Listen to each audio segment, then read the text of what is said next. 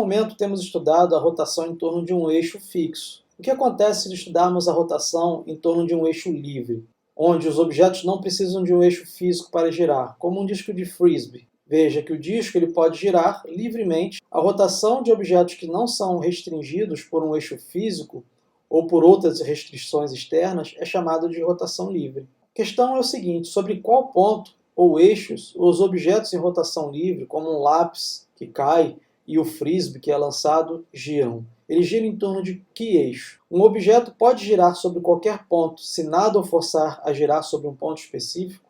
Eu quero responder para você essas duas questões. Vejamos a seguir. O vídeo que eu vou mostrar agora eu já apresentei em outro momento desse curso. Ele mostra o movimento de uma raquete depois de ser lançada. Vejamos primeiramente aqui o vídeo. A raquete é lançada ao alto. Observe a sua trajetória.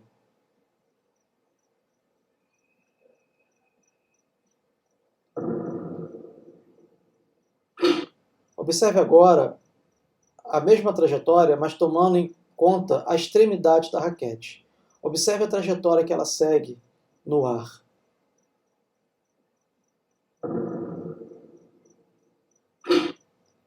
Veja agora o movimento da raquete, mas olhando para o centro de massa da raquete. Olhe somente sua trajetória como foi simplificada. Parece a trajetória de uma partícula, não é? Uma trajetória parabólica.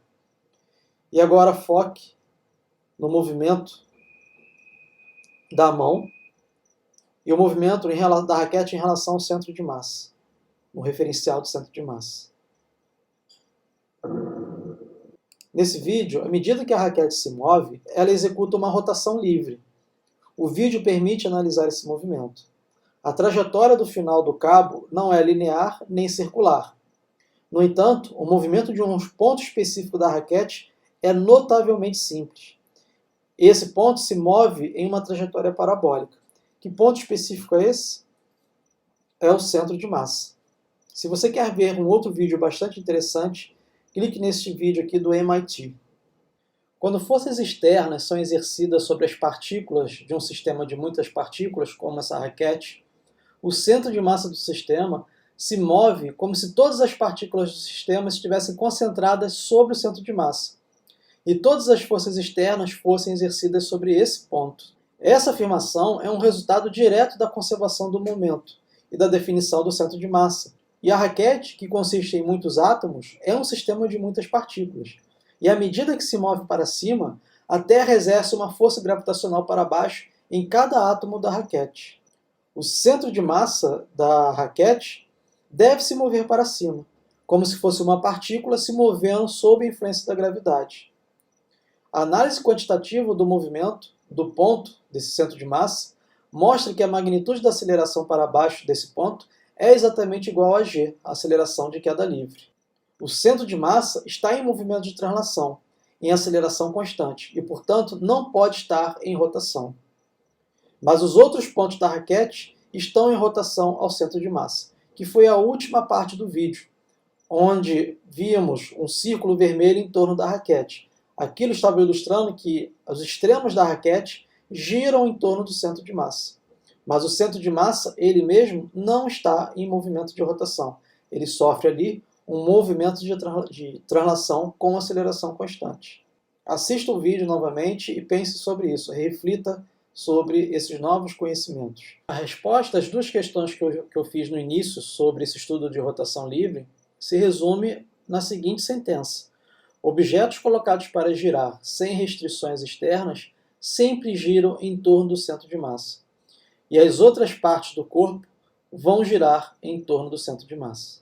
Podemos estudar separadamente o movimento de translação do centro de massa e o movimento de rotação da chave, de uma raquete, de um lápis, em torno do centro de massa desse objeto. Os movimentos de translação e rotação são independentes. Para o centro de massa, vamos utilizar as equações de translação.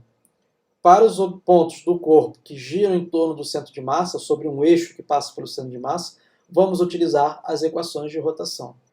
Os saltos de atletas olímpicos estão somente sob efeito da força-peso, e é um exemplo muito interessante sobre rotações livres. Observe aqui uma nadadora que salta em uma piscina. ela tem, no momento do salto, o seu corpo totalmente ereto, e à medida que ela está no ar, ela vai curvando os braços e pernas, e vai executando um movimento de rotação em torno do seu centro de massa. No final da trajetória, ela está com o seu corpo novamente ereto. Observe que a sua trajetória é parabólica. A sua trajetória, estou me referindo à trajetória do seu centro de massa. Observe em cada figura a ilustração do centro de massa.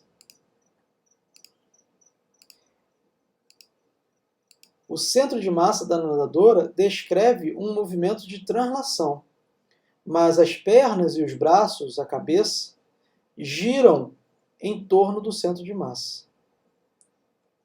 O momento angular não é constante nesse movimento do salto, pois há uma força externa não nula atuando sobre cada parte do corpo da atleta.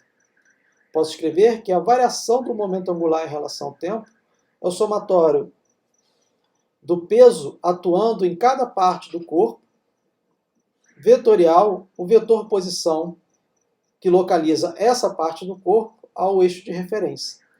Isso será igual ao torque externo, porque eu estou falando de forças externas, a força-peso. A força que os braços e pernas exercem sobre si mesmo vão produzir um torque nulo, porque são forças internas. Contudo, no referencial de centro de massa, a variação do momento angular em relação ao centro de massa será igual ao somatório do R do centro de massa vetorial P. Esse produto vetorial será igual a zero, porque o peso atua sobre o centro de massa. Então, esse R do centro de massa, que desempenha, de certa forma, o braço de alavanca, é identicamente igual a zero. Então, se a derivada do momento angular em relação ao centro de massa é igual a zero, estou querendo dizer que o momento angular do centro de massa é constante. É isso que vai fazer a trajetória ou o movimento do corpo ser realizado totalmente no plano, porque há uma conservação do momento angular. O centro de massa segue esse movimento parabólico, que é um movimento de translação, com momento angular constante. E esse momento angular constante garante que esse movimento se dará no plano.